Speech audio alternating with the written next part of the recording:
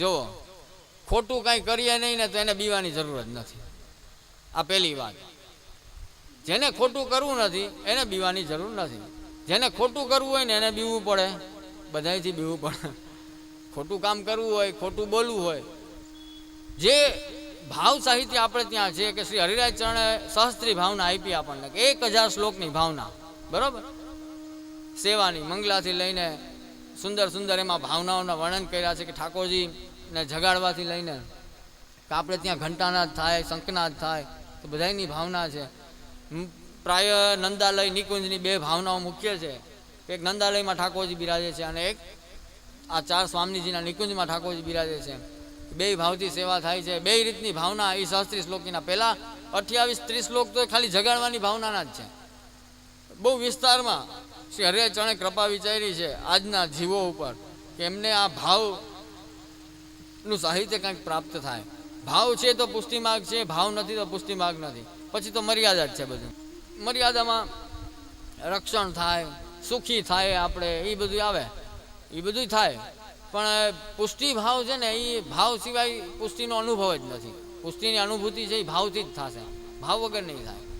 એટલે જો અગર આપણે પુષ્ટિ માર્ગમાં રહેવું હોય અને પુષ્ટિ ફળની પ્રાપ્તિ કરવી હોય તો એ ભાવને સમજવો પડશે, દોષથી દૂર રહેવું પડશે ને ભાવને સમજવો પડશે. ઘણા એમ વિચારતા હોય કે હું આગળ આમાં આપણે આ ગ્રંથમાં જ આવશે એટલે કહીશું તમને. ઘણા એમ વિચારતા હોય કે બ્રહ્મસંબંધ લઈ લઈએ એટલે દોષ વયા ગયા બધા. આપણે બ્રહ્મસંબંધ લઈએ ને એટલે બધા દોષ વયા ગયા, પછી હવે પાછા થાય જ નહીં. તેવું થાય? પાછા થાય ને, દોસ્ત તો પાછા થાય ને. સવારે ઉઠીએ પાછા નહીં થાય, ત્યાંથી જ ચાલુ થઈ જાય. તો એ ખાલી એ ક્રિયા કરવાથી એકવારમાં જેમ ઓલા ગંગાજીમાં ડૂબકી મારો ને બધા પાપ ધોવાઈ જાય એવું નથી. ઘણા ના હોય ગંગાજીમાં પાપ ધોવા જાય, ત્યાં જઈને ડૂબકી મારી આવે. પણ એનો એ પ્રકાર લખ્યો છો કે ગંગાજીમાં ડૂબકી મારવાથી પાપ ધોવાય, એટલે એમને એમ ના જાય. તો બધા જેટલા માફિયા જઈએ ને, જેટલા સ્મગલરો અને ગુંડાઓ હોય, બધા એક દિવસ નક્કી રાખે કે દર દિવાળી આપણે જઈ આવું, ડૂબકી મારીને દર વર્ષે આવી જવાનું. જેમ માર્ચમાં હિસાબ ચોખ્ખો થઈ જાય એમ આ હિસાબ ચોખ્ખો કરીને આવી જવાનું. એવી રીતે ગંગાજી કંઈ ફ્રી નથી, નવરા નથી કે બધાના પાપ ધોયા રાખે. ગંગાજીની ડૂબકી મારતો હોય ત્યારે એના હૃદયમાં એવો ભાવ હોય કે હે ગંગાજી, આપના પવિત્ર જલમાં હું આ સ્નાન કરું છું, ડૂબકી લગાવું છું, તો મેં જે પાપનું આચરણ કર્યું છે, કે મારાથી જે અપરાધ થઈ ગયો છે, એનો પારાવાર પસ્તાવો અત્યારે મને થાય છે કે એ ભૂલ મારાથી કેમ થઈ ગઈ. એ પ્રાયશ્ચિત સાથેનો ભાવ હોય. અને પછી એમ એ એક જેને કહેવાય ને એક નક્કી કરે કે હવે પછી હું કોઈ પણ જાતનો અપરાધ કે પાપનું આચરણ નહીં કરું, તો ગંગાજી હાથ નાખે. નહીં તો એમ ગંગાજી બધાના પાપ ધોયે ના રાખે કાંઈ, કે જેટલા આવ્યા એટલા ડૂબકી મારી જાય ધોઈ જાય, એમ ના હોય. પણ જેને અતિશય પસ્તાવો થયો હોય, એનાથી કોઈ અપરાધ થઈ ગયો હોય, કોઈ પાપનું આચરણ થઈ ગયું હોય, તો ગંગાજીમાં જઈને ડૂબકી મારે ને તો ગંગાજી પાપ ધોવે. હવે બ્રહ્મસંબંધ લ્યો ત્યારે દોષની નિવૃત્તિ થાય કઈ રીતે થાય? આપણે સેવા કરતા રહીએ તો, સ્મરણ કરતા રહીએ તો, પુષ્ટિ જીવન જીવતા રહીએ તો એ બધા દોષની નિવૃત્તિ થતી રહે. નકર તો દોષ નવા નવા ચાલુ જ રહે. નિવેદન હોય નહીં, સમર્પણનો ભાવ હોય નહીં, અહીં તો શરણાગતિના જ ડખા છે. મેં તમને પહેલાં કહ્યું ને, અન્યાશ્રય થઈ જાય. અન્યાશ્રય થઈ જાય એટલે સીધા પુષ્ટિ માર્ગની બહાર. ને પુષ્ટિ માર્ગની બહાર નીકળો ને એટલે બ્રહ્મસંબંધને લીધે જે બધા દોષોથી, લોકવેદમાં બતાવેલા દોષોથી આપણે મુક્ત હતા, એનાથી પાછા પકડાઈ જાય. ભાગવતજીમાં નંદરાયજીનો પ્રસંગ આવે છે, એનું જ છે ને. એમને અન્યાશ્રયનો જ દોષ લાગ્યો હતો. અંબિકા પૂજન કર્યું એનો જ દોષ લાગ્યો હતો. અન્યાશ્રય કરો એટલે સીધા પુષ્ટિના દાયરાની બહાર નીકળી જાય. આપણે એ જે સર્કલ હોય ને કૃપાનું વર્તુળ, એની બહાર નીકળી જાવ. પછી તો દુનિયાના જેટલા પાપ, અપરાધ, દોષ હોય ને એ બધા માથે ચડી બેસે. પછી તો પાડોશી બાજવા આવે. પુષ્ટિ માર્ગની બહાર નીકળ્યા પછી કોઈ જવાબદારી કોઈ નથી. અમારે ત્યાં ઘણી સમસ્યા લઈને આવે, આ ઉપાધિ છે ને ઓલું છે ને આ રોગ થઈ ગયો ને આ દુખે ને ઓલું થાય ને ઘણી ટાઈપની સમસ્યા. એનો કોઈ પાર નથી. એટલે ઘણી જાતની સમસ્યાઓને આવે. અમે બધા નીચ કહે. અને પેલો પ્રશ્ન એ અન્યાશ્રય છે કે નથી, પ્રેમથી કબૂલી જ લેવાનું, હા કે ના. એ કે હા અન્યાશ્રય છે, છોડી શકાય એમ છે, તો અમે કંઈક કરીએ. તો એ કે ના ના અમારાથી જલારામ બાપા નહીં મુકાય નહીં, તો પછી મોજ કર. આ એક દાખલો છે એમ, આ તો દાખલો છે, કોઈ એમ ના માની લેતા. કોઈ કે ઉમિયા માતાજી નહીં મુકાય અમારાથી, કોઈ કે કંઈ પણ એમ જે કંઈ હોય એ એમ કે અમારાથી આ નહીં મુકાય, અમારાથી આ નહીં મુકાય. એક છે ને જો હૃદયની વાત છે, એક હૃદયની શ્રદ્ધાની વાત હોય ને એક આપણે વ્યવહાર સાચવવાની વાત હોય. તો લૌકિકમાં જેમ વ્યવહાર સાચવીએ એમ કદાચ એ બધા તમારી કોઈ જ્ઞાતિના કાર્યક્રમો હોય એમાં તમે જાઓ, એનાથી કાંઈ અન્યાશ્રય ન થાય, એમાં જવામાં કાંઈ પ્રોબ્લેમ નથી.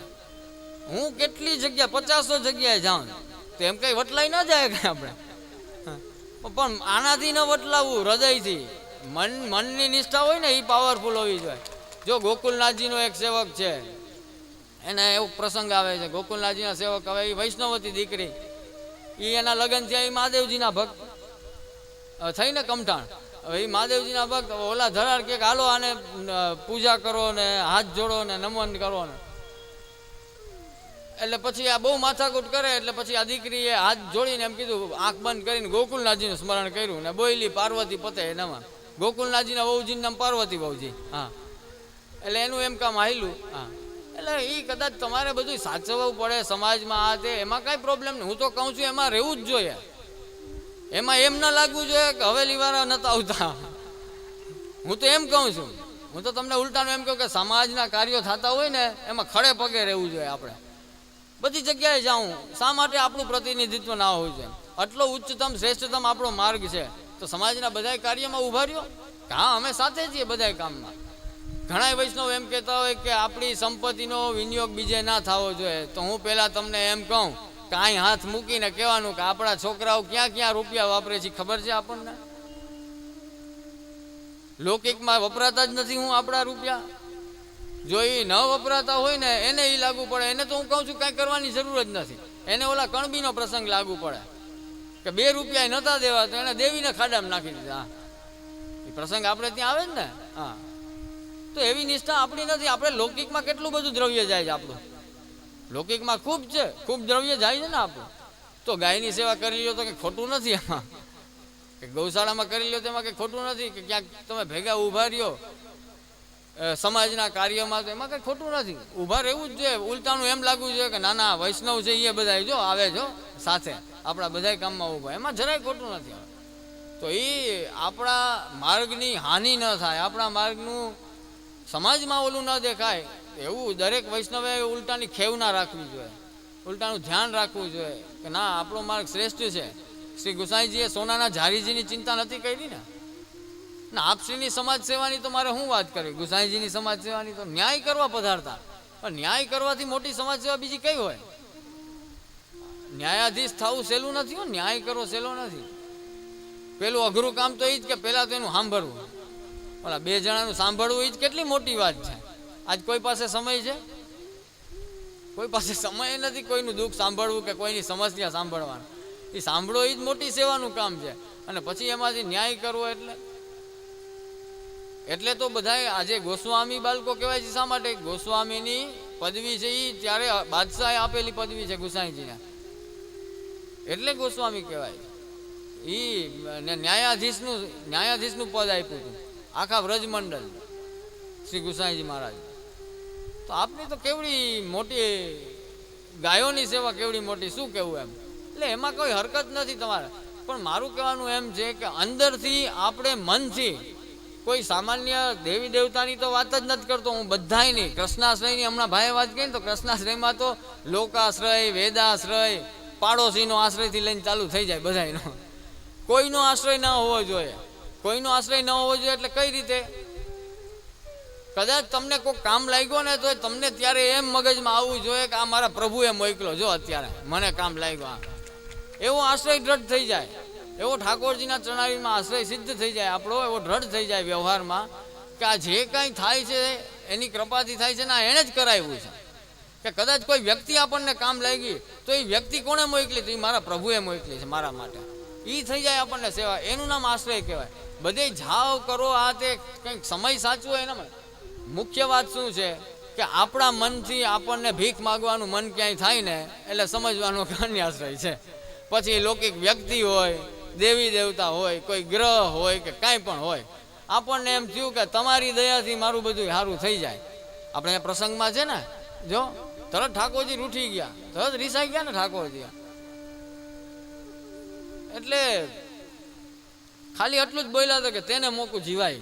હવે જીવાય બોલ્યા, ઠાકોરજીનું મૂડ આઉટ થઈ ગયો, અપ્રસન્ન થઈ ગયા સીધા. એટલે એ બધો અન્યાય છે. ખાલી દેવી દેવતાથી અપ્રસન્ન નથી થતા, પણ તમે કોઈક લૌકિક વ્યક્તિનો આશ્રય કરો તો ઠાકોરજીને ગુસ્સો આવે. અરે હું અવડો મોટો ઘરમાં બેઠો જ ના એનું કે. એટલે એ બધાનો આશ્રય નકામો છે. મુખ્ય આશ્રય, મૂળ આશ્રય કયો આપણો, તો કે આપણા ઠાકોરજીમાં, આપણા સેવ્ય પ્રભુમાં હોવો જોઈએ. કે એના આશ્રયના બલે બધું થાય છે, એની કૃપાથી બધું થાય છે. એની કૃપા થશે તો બધું થશે.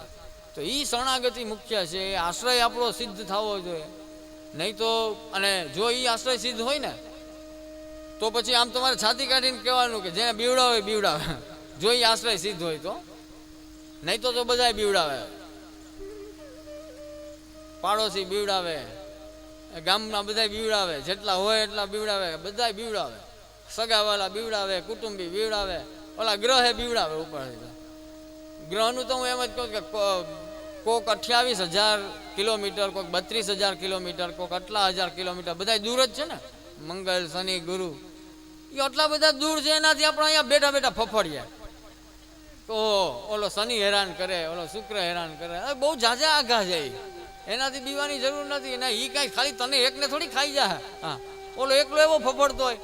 એ ગ્રહની અસર આખા પૃથ્વી ઉપર પડતી હોય.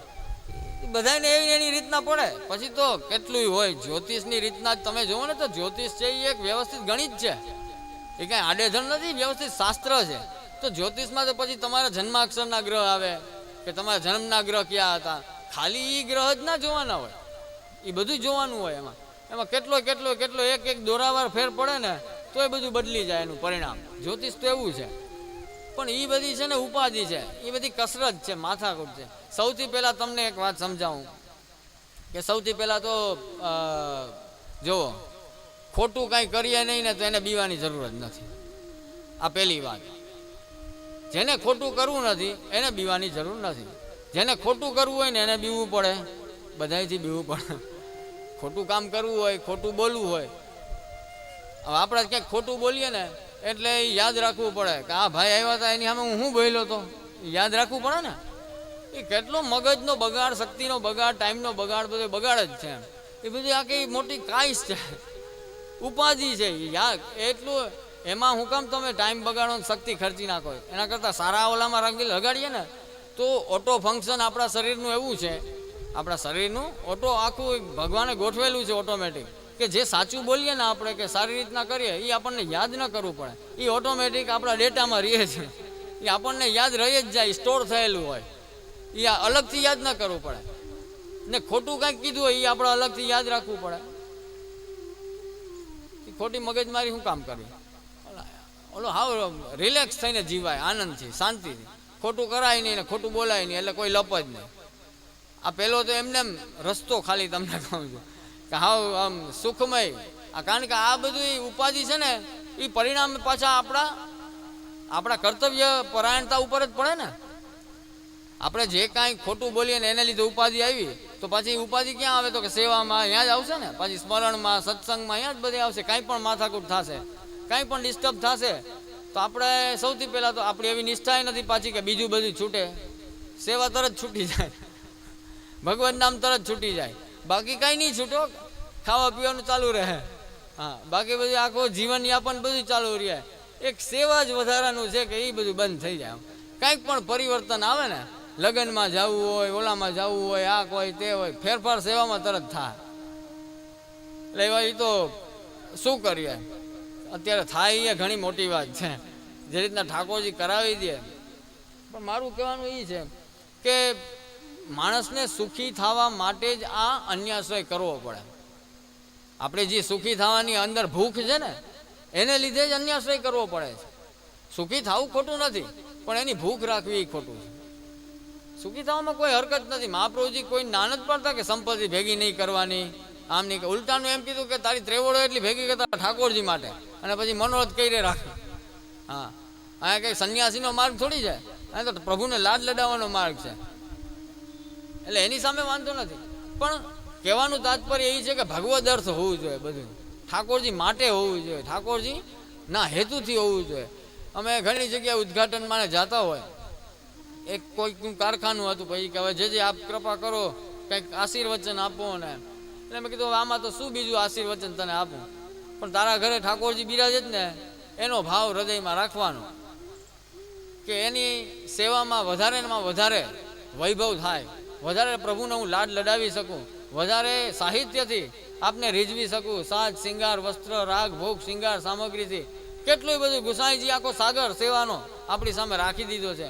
એમાંથી આપણને જે જે અનુકૂળતા, જે જે આપણી શક્તિ ને સામર્થ્ય ને જેવી કૃપા આપણા ઉપર, એ બધું અંગીકાર કરાવવું જોઈએ બને એટલું વધારે. અને એ જ ભાવથી જીવાય તો પુષ્ટિ માર્ગ છે. પુષ્ટિ માર્ગ ખરેખર શું છે ખબર? એમને મનોરથ થવા જોઈએ એનો માર્ગ છે, સહજ રીતના મનોરથ હૃદયમાં થાય એનો માર્ગ છે પુષ્ટિ માર્ગ. એટલે કરવા પડે એ તો હોય જ કે બાપા પાછળ માલા પેરામ, એ તો કરવી જ પડે. હા, એમાં ના છૂટકે, એ તો બધું બરોબર છે, એ કરવું જ જોઈએ, એમાં કંઈ ખોટું નથી. પણ હું શું કહું છું કે દરરોજે દરરોજ મનોરથ થાય, નવા નવા નવા નવા મનોરથ હૃદયમાં જાગતા રહીએ, એવા વિચારો આવતા રહીએ, એ જ વિચારોનું ચિંતન બનતું રહીએ, એનું નામ પુષ્ટિ માર્ગ છે. આપણે મહાપ્રભુજી એવી રીતે જીવાવા માગે છે. આપણે હાથે કરીને ઓલા છોકરાની જેમ, જેમ છોકરો ઓલો કીર્તનમાં નહોતો બેસો એમ દોડીને આપણે ભાગવું છે, આપણે દોડીને વયું જવું છે. ઠાકોરજી આપણી પાસે મહાપ્રભુજી ગુસાઈજી આપણને આ કરાવવા માગે છે કે આનંદ લે. કેમ આનંદ નથી કરતો? કેમ આ દુનિયાની એ જ માથાકૂટમાં પડ્યા રહ્યું? હું ઘણી જગ્યાએ આ એક ઓલું ઉદાહરણ છે પણ આપતો હોય, પણ એ કામનું છે. જો એક દિવસ વિચાર કરવો પડશે. આ બધા ઘણા છે ને એવી જમાવટ કરી ગયા કે અહીંયા જ છે બધું, જે છે એ સંસારમાં અહીંયા બહુ સારું છે બધું, એટલે અહીંયા એકદમ જમાવી ગયા જ કે હવે અહીંથી પાછું જવું જ ના હોય ને, એવી રીતનું વર્તન ને એવી રીતનો વ્યવહાર. હકીકતમાં વૈષ્ણવને કોઈ દિવસ કદાચ બધી રીતે સુખી સંપન્ન હોય ને તો એને એ અનુકૂળતા ના આવે કોઈ દિવસ, કારણ કે આપણું કાયમી ઠેકાણું આ નથી. દરેકે દરેક કોઈ પણ જે કોઈ ઠાકોરજીની સેવામાં જીવ છે, બ્રહ્મ સંબંધી જીવ છે, પુષ્ટિ જીવ છે, એનું કંઈ કાયમી ઠેકાણું આ નથી.